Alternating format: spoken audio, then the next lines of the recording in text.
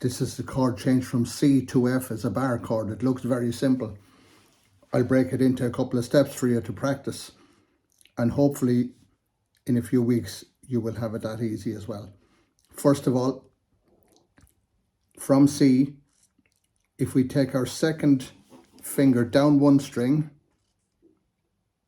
to the third string, and as we're doing that, could we add our little finger on the fourth string, third fret.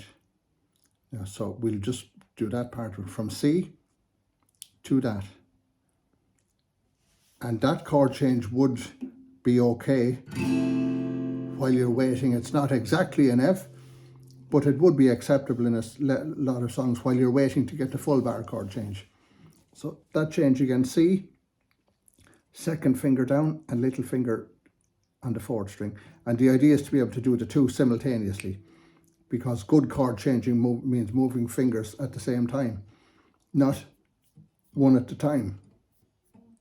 You don't have time to do that because they come up so fast. So if you get that much, that's half of the F. And the other half then, to get the bar finger across the 6 strings, you will have to drop the thumb down at the back first. It's not possible to bar if the thumb is on top. And then it'll be much easier to get the bar finger across. So again, from the C chord, you will drop the thumb and bar. Again, from the C, we're not worried about the other part of the change at this stage. Drop the thumb and bar.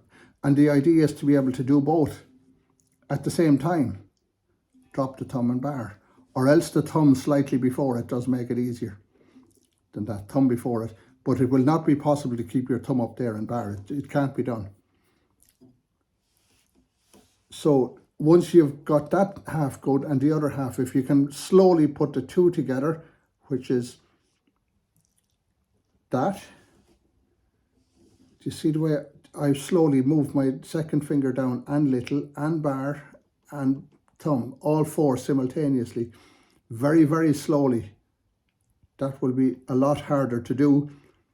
But if you've practiced the first step, which is this, and the second step, which is that, then you've got a great chance of being able to do all 4. And that ends up being like that, F chord, which sounds like this. Back to C, back to F, back to C.